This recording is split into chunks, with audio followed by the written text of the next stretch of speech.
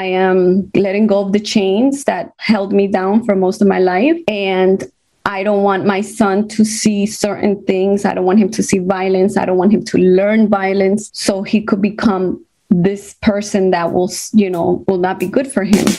We all have insecurities and fear. So the question is, how do you get over them? It's time to explore and identify what's holding you back from your greatest potential. On this podcast, your host, Iris Janet, shows you how to use NLP, meditation, and energy to move past your obstacles. This is podcast number 14, Finding Purpose in Parenting.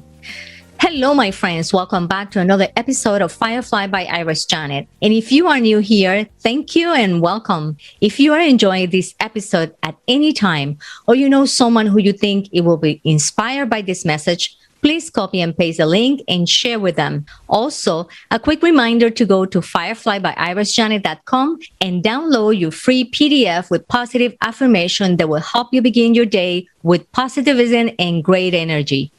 Today, I want to start by saying thank you to our audience who take the time to review this show. Annie43624 said, the Firefly podcast comforted me in knowing I wasn't alone, made me feel normal, provides resources, and gave me a place to feel hope that I could overcome the struggles. Thank you, Annie. Thank you very much for taking the time, and I'm so glad that I can inspire you. And Barry7538 said, amazing, Iris. Thank you for a real look into mental illness and trauma. All kinds, this podcast has made me realize some aspect of life. Thank you to my great audience who review my show, who are so nice to see that we are here working to bring you great information to inspire you. I'm glad that you're enjoying the show. Herbert Hoover said, children are our most valuable natural resources. Melinda Gates said, investing in women means investing in people who invest in everyone else. Today, we have a great show. We have a great woman who have used her voice to advocate for domestic violence and assault victims. Her survival story have played by the YWCA in a short story called Empty Place at the Table. She also advocates for children, women, and family rights. Marcela Huerta was part of an initiative for parents in post-secondary access at the Ascent Aspect Institute in Washington, D.C. She also graduated with a social science degree at the Union County College, completed a new leadership program in Eagleton Institute, the Center for American Women and Politics. She also started and is the co-run of the Children's Cafe program that help empower children to become future leaders since 2014. But her most valuable achievement is the mother that she is today. Today, she tells us how to find your purpose in parenting. Ladies and gentlemen, the one and only Marcela Huerta Senao. Oh, hello. Hi, Iris. Thank you for such a wonderful introduction. It is Thank you. It is so magical to be here with you right now, this moment. Welcome, Marcela, and thank you so much for accepting this invitation. As you know, this show had the mission to empower women and inspiring to achieve her greatest potential. Parenting for women is a very important role, but perhaps we may not want it to say, but parenting is hard. And the other aspect of parenting is that it's forever. So, and this reminds me the movie Bad Moms with Mila Kunis. The mom motherhood was so difficult in the movie, right? They tended to a very funny direction. It's so fascinating how we can find our purpose through parenting.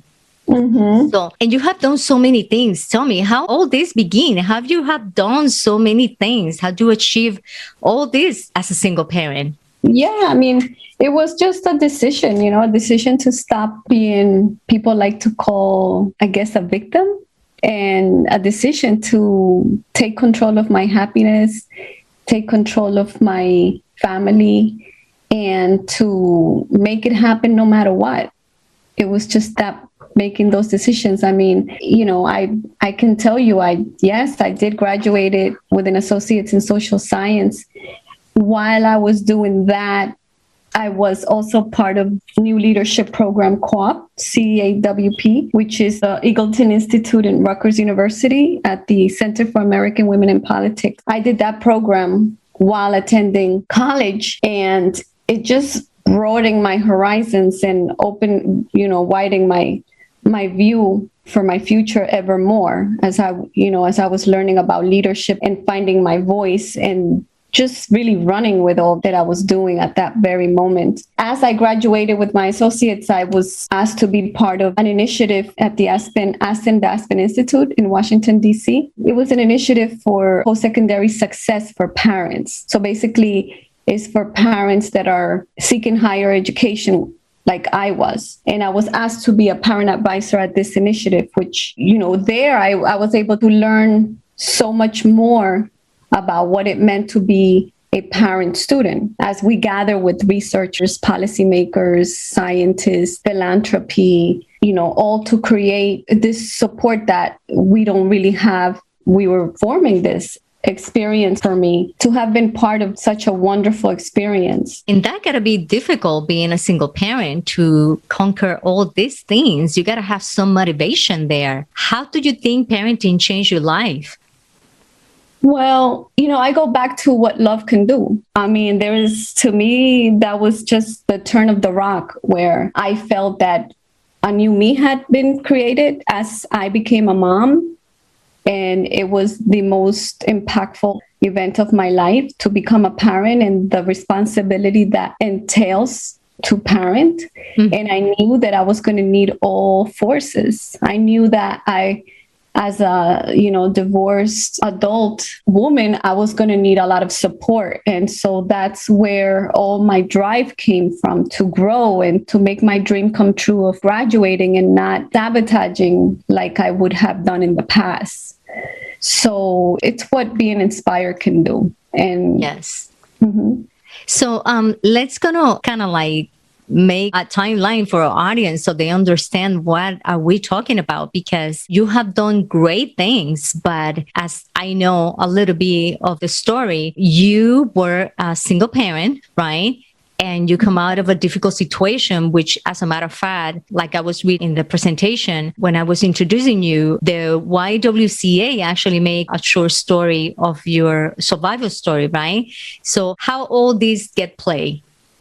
Yeah, so basically, like I said, I was just making a decision in one point of my life to change it all around. I was just tired of adversity hitting in my life. And when I had my son, I said, this is it. This has to change. Everything that I'm going to do from here on has to be good, and it has to be for the happiness of my family, which was now my son. So here I am, divorced. I had experienced DV with domestic violence in my marriage. And so I'm trying to gather how change my life around and do things for my family.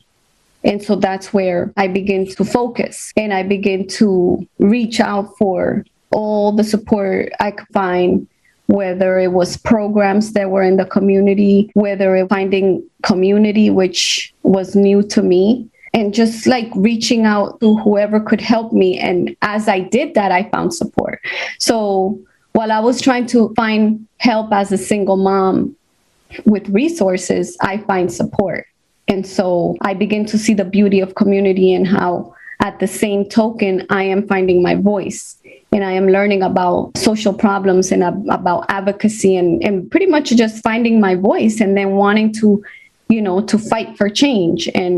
And then that's where I did the New Leadership Program. And ever since, I've been running with the same idea of making the world a better place for my son, showing my son by example that he has a strong mom and that he's taken care of and that he doesn't have to go through what I went through and the insecurities that I went through coming from a, childhood where I saw a lot of adversity, such as, violence, and a lot of instability, and putting the pieces together that it really wasn't me, that it was just my childhood. And doing that, I was able to say, I'm breaking the cycle of abuse. I am letting go of the chains that held me down for most of my life. And I don't want my son to see certain things. I don't want him to see violence. I don't want him to learn violence so he could become this person that will not be good for him. I wanted him to, know about respect and about respect for women, and pretty much just like teach him by example of a new life, of what it could be possible. But it all stemmed from the love that I had for him and the vision that I had as a parent.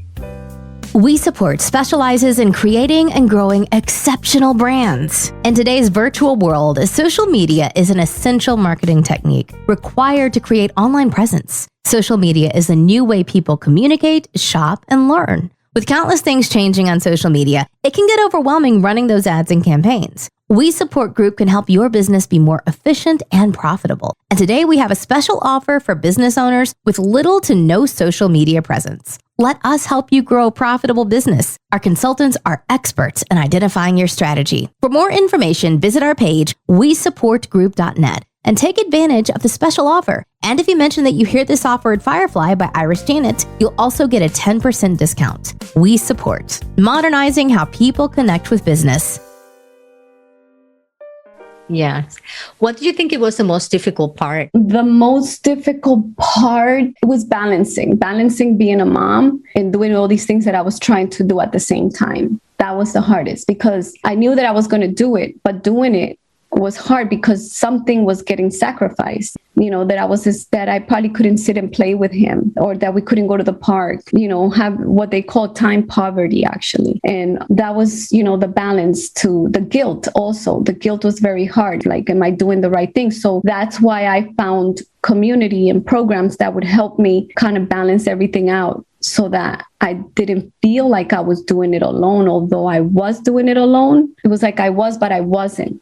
So that took a lot of like resilience and focus and determination. And, I gave up TV. I mean, I don't know what TV was for years. I don't know what was going out and or entertainment. It was like, that was not in. Yeah. Sometimes we even, give up on the dating because we don't have time for that. Exactly. So, that too, that took a sacrifice, that took a back seat.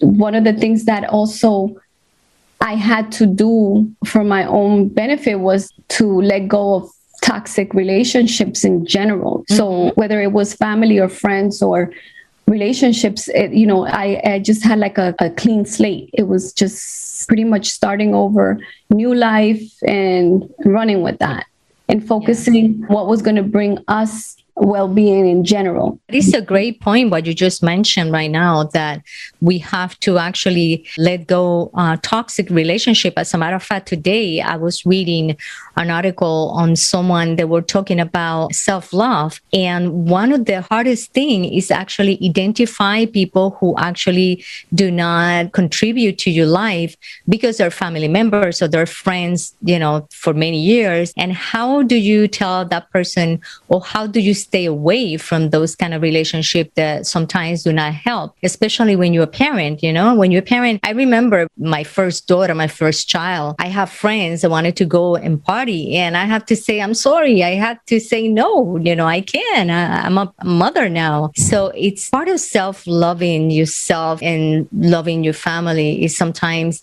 recognizing those toxic relationships with people that you actually love, but that you can be hanging out with them. Exactly. It's hard. It's part of self-care. It's a big thing. It wasn't easy. And at times, you miss those relationships, but you got to stay focused. Yes, prioritize, definitely.